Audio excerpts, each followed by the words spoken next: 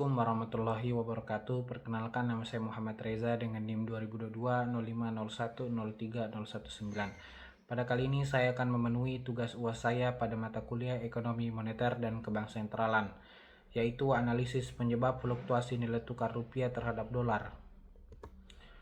Fluktuasi rupiah terhadap dolar pada tanggal 19 bulan 12 2024. Sepanjang hari ini nilai tukar rupiah berfluktuasi hingga sentuh level 16.130 US dollar dan terjauh di posisi 16.300 US dollar. Pelemahan ini adalah yang terdalam sejak 30 Juli 2024. Dengan sebelumnya berada pada posisi 16.295 US dollar. Pelemahan dalam rupiah tidak terlepas dari sentimen global yang didominasi kebijakan suku bunga The Federal Reserve atau The Fed yang lonjakan indeks dolar AS DYXY.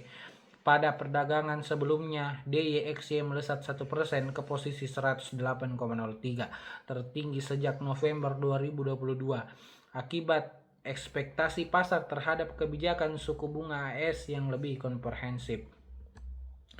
Sebenarnya kalau kita melihat berbagai sentimen ada pada pekan ini memang cenderung kurang baik bagi market, seperti kita mencermati bahwa pekan ini ada keputusan suku bunga dari Bank Indonesia masih mempertahankan, yang artinya dalam setahun ini Bank Indonesia hanya sekali saja menaikkan suku bunga.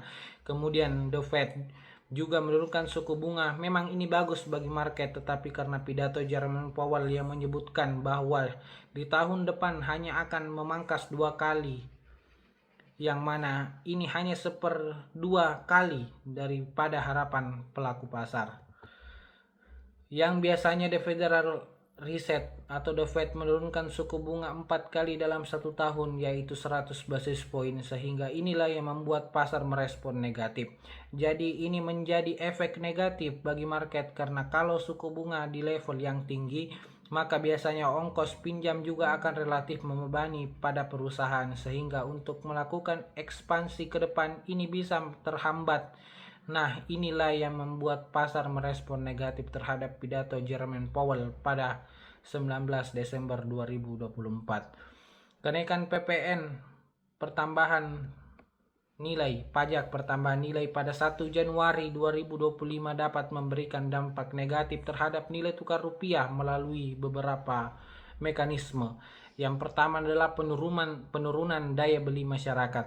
Kenaikan PPN akan mengurangi daya beli masyarakat karena harga barang dan jasa menjadi lebih mahal. Hal ini dapat menyebabkan penurunan konsumsi domestik, yang pada gilirannya dapat melemahkan pertumbuhan ekonomi. Pelemahan pertumbuhan ekonomi dapat mengurangi daya tarik investasi asing, sehingga menekan permintaan terhadap rupiah dan melemahkan nilai rupiah.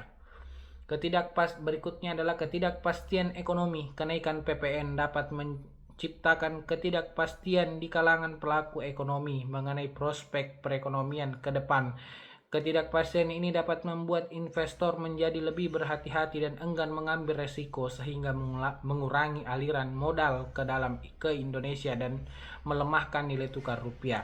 Secara ringkas, kenaikan PPN dapat memberikan dampak negatif terhadap nilai tukar rupiah melalui penurunan permintaan terhadap rupiah. Akibatnya penurunan konsumsi domestik, investasi asing, dan ekspor.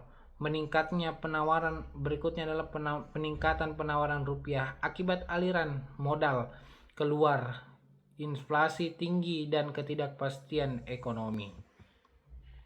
Kemudian penggeledahan KPK terhadap Bank Sentral Indonesia atau BI berpotensi memberikan dampak negatif terhadap citra dan nilai tukar rupiah. Beberapa alasan mengenai hal ini bisa terjadi.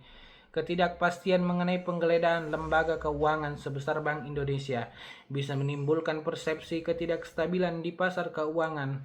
Investor cenderung menghindari aset yang dianggap beresiko tinggi, termasuk rupiah. Kemudian kecenderungan kepercayaan investor. Penggeledahan ini bisa mengurangi kepercayaan investor terhadap stabilitas ekonomi Indonesia dan kinerja Bank Indonesia mengenai kebijakan moneter. Yang berikutnya adalah sentimen negatif. Berita negatif seperti ini cenderung menyebar dengan cepat dan dapat memicu sentimen negatif di pasar, yang pada akhirnya menekan nilai tukar rupiah. Dan yang terakhir adalah ketidakpastian. Penggeledahan ini menciptakan ketidakpastian mengenai kondisi sebenarnya di dalam Bank Indonesia, yang membuat investor cenderung mengambil sikap wait and see.